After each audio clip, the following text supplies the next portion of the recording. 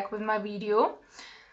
तो हम लोगों ने लास्ट टाइम क्लासिफिकेशन पढ़ लिया था कोलिनर्जिक एगोनिस्ट का। ओके, तो हम उसमें देखे थे, हमने देखा था कि उसमें एक डायरेक्टली एक्टिंग रहता है और एक होता है इनडायरेक्टली एक्टिंग। तो आज के इस वीडियो में हम इसको जितना हो सकता है उतना शॉर्ट रखेंगे। इस वीडियो में हम डायरेक्टली एक्टिंग ड्रग्स को देखेंगे। ओके, और हमें पता है ये फिर दो सब कैटेगरी में डिवाइड हो जाते हैं। पहला होता है कोलिनेस्ट्रेज और दूसरा होता है एल्कलॉइड्स। ओके, सो हम इसके अंदर में हम दो ड्रग्स पढ़ेंगे जो हमारे बुक में दिया गया है। I am sorry, the pen is not working. Okay, so first one is acetylcholine और दूसरा वाला है हमारा बेथेनाकॉल। हम इन दो के बारे में जाके पढ़ने वाले हैं, एसिटाइलकोलिन एंड बेथेनाकॉल। ओके, और एल्कलॉइड्स में हमें बस एक ही को पढ़ना है इसके अंदर दो, पर हम एक ही पढ़ते हैं क्योंकि म्यूसरीन जो रहता है ये पॉइजनस मशरूम से पाया जाता है, इसका कोई थेरेपेटिक यूज़ नहीं है। तो हम जिसको पढ़ने जा रहे हैं वो है पाइलोकार्पिन।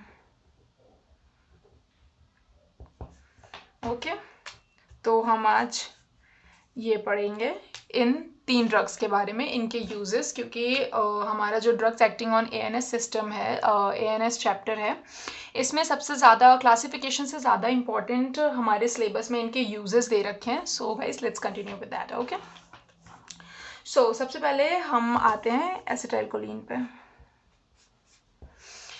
बुक में थोड़ा कंफ्यूजिंग वे में देके रखा हुआ है। So let's try to study it in the way I have found it very easy to understand. This is human body.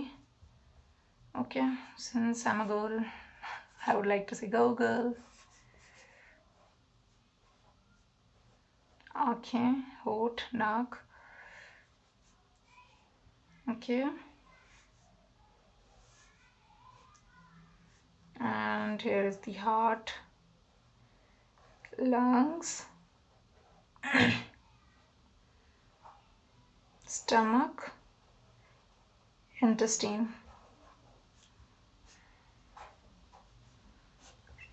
And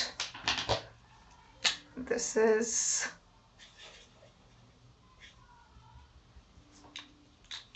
urinary bladder. This is urinary bladder, stomach, lungs, heart, ear, eyes. Okay, so हम ऊपर से नीचे की तरफ में देखेंगे कि हमारी पूरी बॉडी के ऊपर क्या फंक्शन रहता है एसिटाइलकोलिन का। ओके, सो सबसे पहले हमारे इसमें क्या आ रहा है, हम देखते हैं आइज़ आ रही है। ओके, आइज़, तो आइज़ पे क्या असर करता है ये हम ये देखने जा रहे हैं। तो गाइस सबसे पहली चीज़ तो हम ये देखेंगे कि ये एसिटाइलकोलिन जो है वो ग्लाउकोमा के टाइम पे हमारी आँखों में जो इंट्रा ऑक्यूलर प्रेशर रहता है उसको डिक्रीज करता है। बेसिकली ग्लाउकोमा में होता क्या है वो हम नेक्स्ट वीडियो में देखेंगे, बट हाँ, जब मैंने ये कहा है कि इंट्रा ऑक्यूलर प्रेशर को ये डिक्रीज कर रहा है, तो इससे ये बात क्लियर होती है कि ग्लाउकोमा में आईओपी बढ़ जाता है, जिसके कारण में और उसके रीजंस बहुत सारे होते हैं। जो बेसिक रीजंस है मैं वो बताती हूँ। सबसे पहली चीज़ तो कि हमारी आँखों से आंसू, दैट इज़ लिक्विड पोर्शन जो है हमारा एक्वस ह्यूमर, उसकी ड्रेनेज रुक जाती है। पहला रीज़न तो ये होता है। फिर इसी कारण जब हमारा कैनाल ऑफ स्केलम जो कि आइज़ में पाया जाता है वो खुल नहीं पाता है, इस कारण से हमारा ड्रेनेज नहीं होता है। फिर आईओपी बढ़ता है जिसके कारण आइज़ पेन, हेडेक, ये सारी चीज़ें होती हैं। ओके, तो ग्लाउकोमा में हेल्प करता है क्या, आईओपी को डिक्रीज़ करवाता है।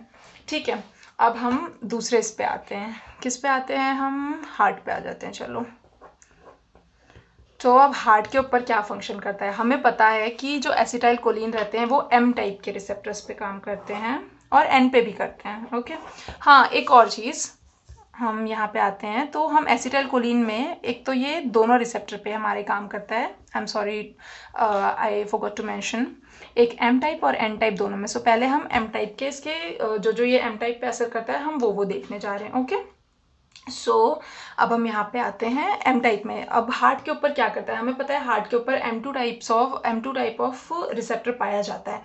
तो ये क्या काम करेगा, ये हार्ट रेट को डिक्रीज करेगा।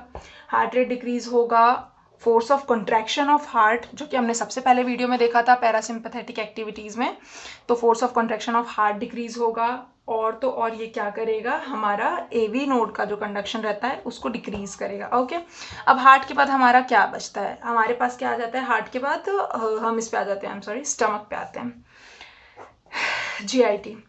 तो अब stomach, is it visible in video, या स्टमक पे हम आते हैं। तो इसमें क्या होता है, पैरासिम्पैथेटिक एक्टिविटी जितनी होती है उस चीज़ को ये बढ़ाता है। तो क्या क्या करता है, पेरिस्टालसिस को बढ़ाता है, गट की टोनिंग को बढ़ाता है, हमने जैसा कि पढ़ा था। और हाँ, हमें पता है कि M3 पाया जाता है इसमें, हार्ट में M2 पाया जाता है, ये हमने फर्स्ट वीडियो में ही डिस्कस कर लिया था। और हाँ, ये रिलैक्स करवाता है हमें, किस चीज़ का, स्फिंक्टर को रिलैक्स करवाता है, विच कॉजेज डिफिकेशन।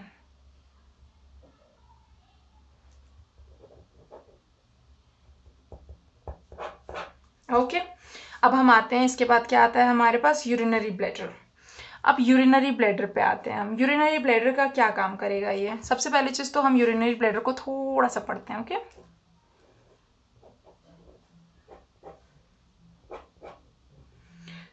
और हमें याद है कि M3 types of receptor urinary bladder में पाया जाता है। अब यूरिनरी ब्लैडर में ये होता है स्फिंक्टर, ओके, जिसके कारण, जिसकी ओपनिंग या रिलैक्सेशन के कारण क्या होता है, मिक्चुरेशन होता है, दैट इज यूरिनेशन होता है। और ये होते हैं डेट्रूजर मसल्स। तो जब तक डेट्रूजर मसल्स में कॉन्ट्रैक्शन नहीं होगा तब तक हमारा जो यूरिनरी ब्लैडर है वो कॉन्ट्रैक्ट नहीं होगा। जब तक इसमें प्रेशर नहीं बनेगा, कॉन्ट्रैक्शन नहीं होगा, तब तक स्फिंक्टर जाके ओपन नहीं होगा और यूरिनेशन नहीं होगा। सो बेसिकली M3 रिसेप्टर्स जो इसके ऊपर पाए जाते हैं, एसिटाइल कोलिन, उस पर बस यही करता है कि उसको एक्टिवेट करता है। और क्या करता है, एक्टिवेट करने के बाद M3 रिसेप्टर्स पे जाके ऐड होता है और यूरिनेशन कॉज करता है। That's it. अब नेक्स्ट हमारे पास आता है bethanechol. Wait, let me turn the page.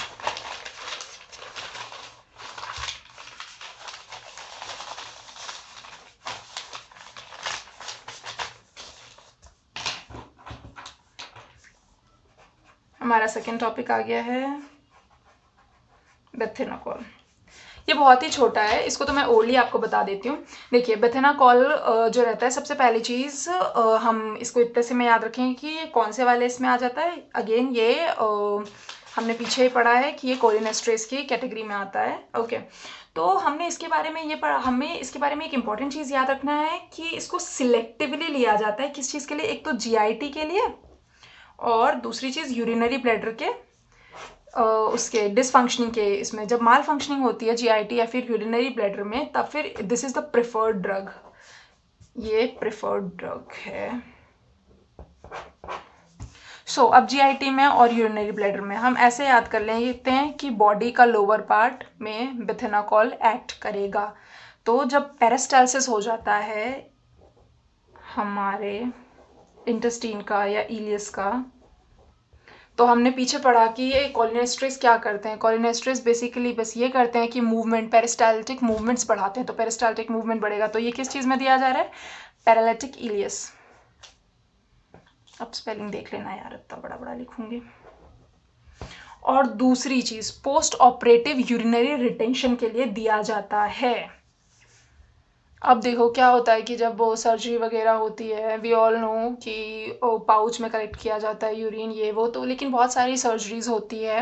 And not just surgery, there is one more thing I have read, कि जब जिन पेशेंट्स को यूरिन को रोकने में दिक्कत आती है और अगर उनकी सोनोग्राफी होती है तो उन्हें भी ये वाली मेडिसिन दी जाती है ताकि यूरिन रहे और प्रेशर बढ़े, मतलब प्रेशर बढ़े और सोनोग्राफी रिकॉर्ड की जाए।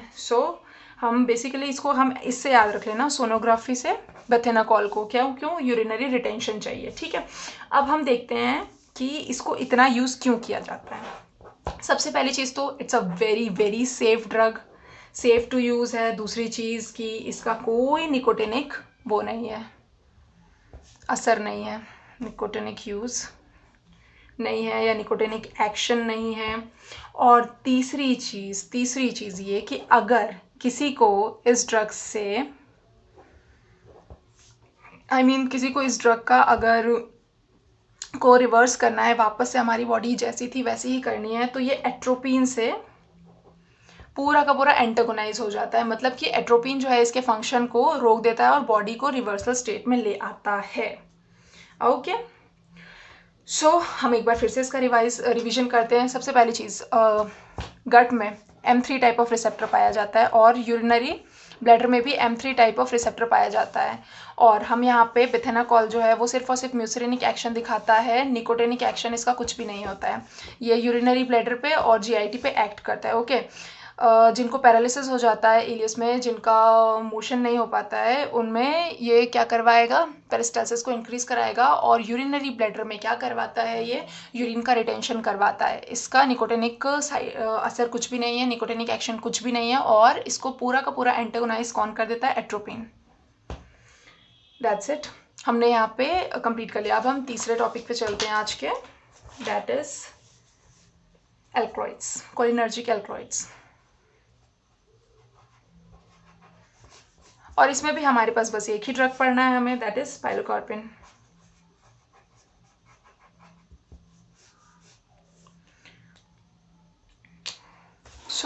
ये बहुत इंटरेस्टिंग है और ये बहुत इजी टू अंडरस्टैंड है और इसको बहुत आराम से हम याद रख सकते हैं।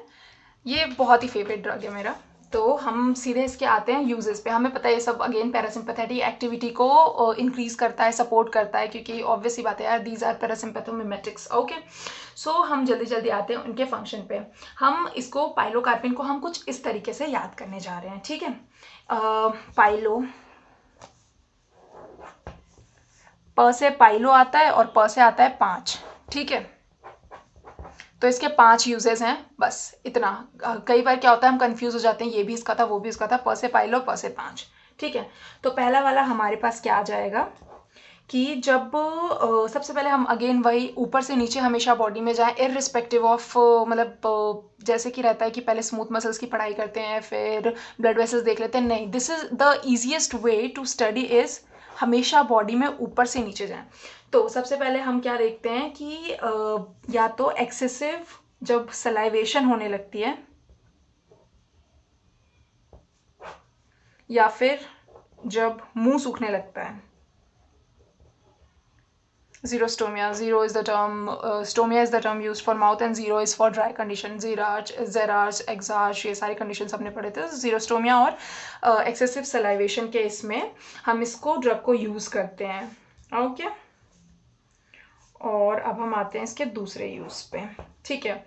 एक डिजीज़ होता है गाइस, अगेन हमारी जो बॉडी रहती है उसका हर एक म्यूकोसा हमें पता है स्किन की कौन सी लेयर रहती है, इनर मोस्ट जो हर कैविटी को गट को लाइन करता है, that is mucosa.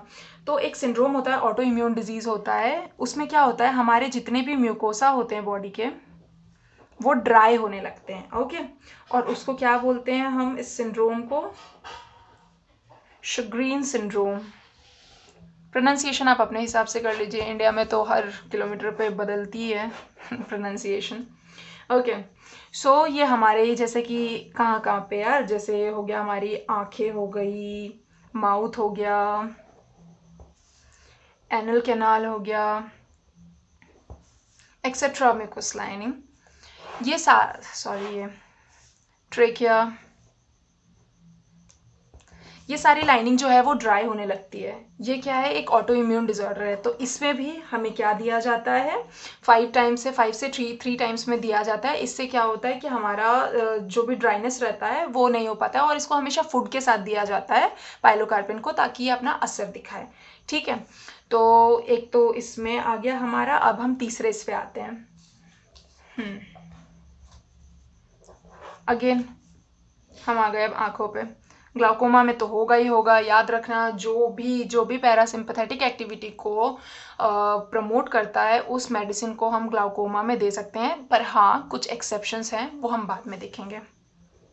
GLAUCOMA glaucoma. And again since we are studying pharmacology, 1-2 type की तो चीज़ें यहाँ आ ही जाती है। तो एक होता है एक्यूट और एक congestive. Type of glaucoma. Okay, so again ये ग्लाउकोमा में भी दिया जाता है। वही क्या करेगा, आईओपी को हटाएगा। ठीक है, अब हम चौथे फंक्शन पे आ जाते हैं। इसके चौथा फंक्शन हमारा क्या होगा, आंखों पे ही होगा भैया। क्या होता है कि जब बहुत देर तक हमारी आंखें जो है खुली रहती है, जैसे कि, तो हमारे आयरिश और लेंस जो हैं चिपक जाते हैं। ये ज़्यादातर ग्लाउकोमा एक्यूट ग्लाउकोमा के केस में पाया जाता है, क्योंकि जब आयरिस और लेंस हमारे चिपके रह जाते हैं तो वो वापस से एकोमोडेट नहीं हो पाता है। एकोमोडेट मतलब कि लेंस का एकोमोडेशन नहीं हो पाता है। काफ़ी देर तक आप सोचो ना यार कि आपकी आंखें बहुत देर तक खुली है और वो चिपक गए ड्राइनेस के कारण, आइरिस के साथ ही लेंस चिपक गया। बेसिकली शटर ऐसे रहता है, हमारी आंखें ऐसे एकोमोडेट करती रहती है उसको, सिलियरी मसल्स। और ये ऐसे imagine this is the area, this is the lens. Okay, so यहाँ ये ऐसे टच हो गए बहुत देर से मिडरियासिस कंडीशन में ये, तो उस चीज़ को वापस रिवर्स कौन करवाता है, पाइलोकार्पिन। और पांचवा क्या होता है, ये बहुत ही सिंपल सा है कि हम जब आंखों का अपना टेस्ट कराने जाते हैं, सिंस आई एम अ चश्मिश so that's why I know much,